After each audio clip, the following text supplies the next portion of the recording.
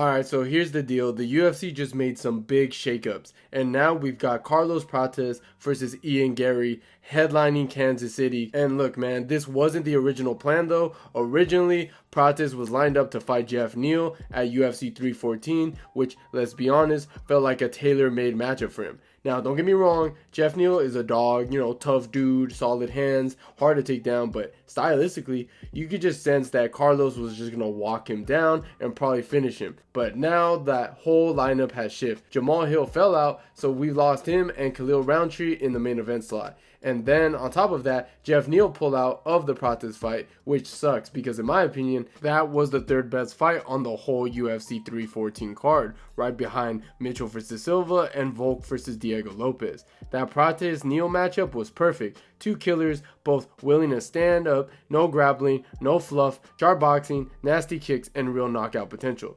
That said, Garry versus Prates might even be more of an intriguing fight in a different way. It's not just a banger, this one has layers. Ian Garry brings in that slick, high Q, well-rounded game, and Carlos Prates is that guy everyone's hyping up as the next violent Muay Thai killer in the division. So you got these clash of styles and two guys who are on the rise. And it's a great main event, even if it wasn't the original plan.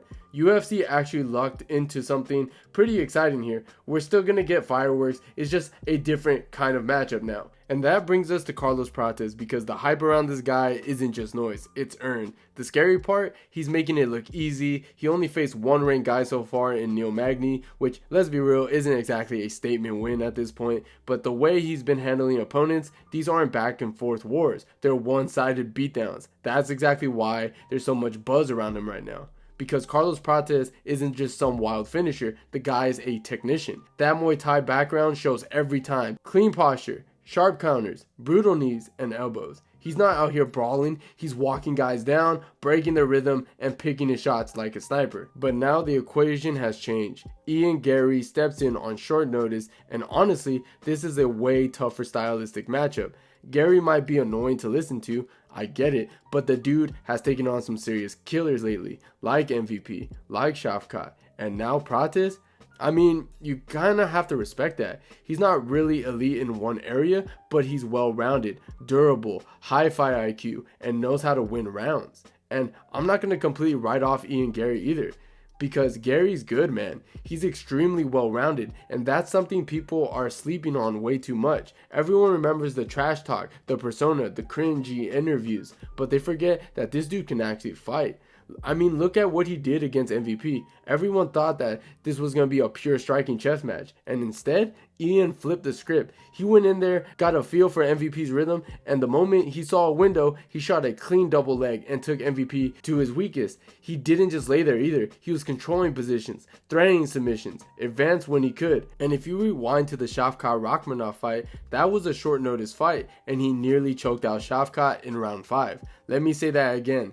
Ian Garry, on short notice, nearly submitted one of the most dangerous undefeated prospects in the division. That's not just luck, man. That's technique, timing, and composure under pressure. So when people act like Garry has no chance against Carlos, I don't get it. If Garry can mix in takedowns and force Carlos to deal with something other than just a firefight, that's where it gets interesting, because we never seen Prates deal with someone who can threaten both the stand-up and the mat. Carlos has walked through guys who just wanted to bang with him. But what happens when he faces someone that strikes, clinch, level changes, top control, all while maintaining distance? That's where Garry can flip this fight. And let's be honest, if Carlos is really out here puffing cigs like it's 1996 and knocking back drinks before training, that gas tank could get tested in round 4 and 5. And Garry, he's got 5-round experience. He's already gone the distance with better fighters than Carlos. So yeah, I'm leaning Carlos early, but if Garry survives the storm, I could see Garry winning. And here's where the red flags start popping up for Prates, because we're entering unknown territory if this fight hits the mat.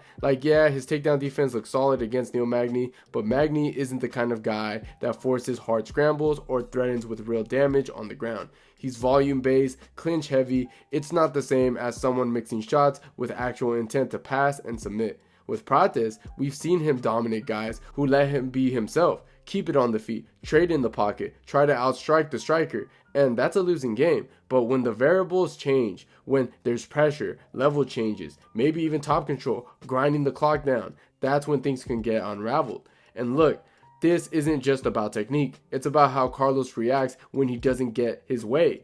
Does he stay composed when someone is riding his hips or stuffing him against the cage? Can he recover positions, or does he start to fade? Because if Garry starts to land takedowns and mixing in the clinch control that we've seen before, Prates is going to be in situations that he's never dealt with before. And doing that for the first time in a main event against a guy like Garry, that's a risk. And let's not kid ourselves. If Garry puts him on his back, that's not a quick reset. That's a full sequence. Body triangle threats, wrist control, maybe even hunting a sub. You can't just explode out against someone that tall and composed. Prates is going to have to work. And if he's even a little bit under condition, like let's say from a, let's call it a casual approach to training, that gas tank is getting torched by round 3. But look, if Carlos Prates does have good takedown defense, if he's ready for those level changes, if he's done his homework and shows up prepared to sprawl, frame, and reset, then he's going to absolutely light up Ian Garry. And here's why. Carlos isn't just powerful, he's clean. His striking is sharp, technical, and violent. He doesn't throw just to land, he throws to take your head off. And he does it with precision. He's got that Muay Thai base, so his balance is solid, his knees and elbows are brutal, and when he's allowed to stand in front of you and work combinations, it's a wrap. Garry's a decent striker, don't get me wrong, but he gets hit. He's been tagged clean in fights where opponents wasn't nearly as dangerous as Prates. I mean, look at the Jordan Williams fight, clipped early. Look at the Darian Weeks fight, couldn't find his range and was pushed against the fence. Gabriel Green made it gritty. Jeff Neal, close, boring, competitive fight, and none of those guys are bringing the same firepower that Prates does. If Prates keeps this fight standing, it's gonna be clean and calculated. It's gonna be violent. And the thing is with Prates is he wants you to try to engage. He wants you to stand still just a second too long. The moment Garry tries to plant and fire back, that's when Carlos is going to launch that left hook or a knee down the middle. And given Garry's tendencies to pull back in straight lines, to drift with his chin up, that's a dangerous game.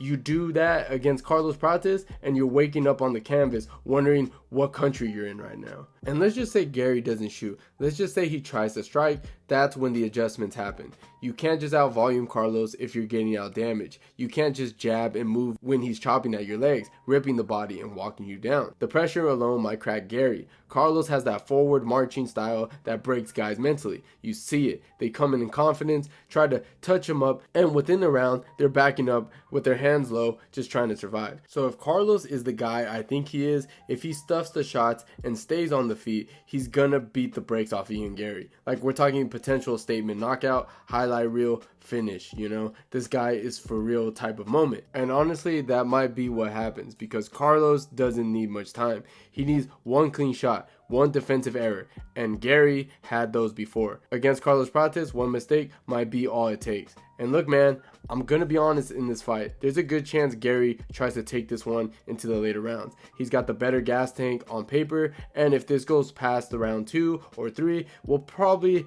start to see Prates slow down a bit, especially since he hasn't really been tested in 5 rounds before.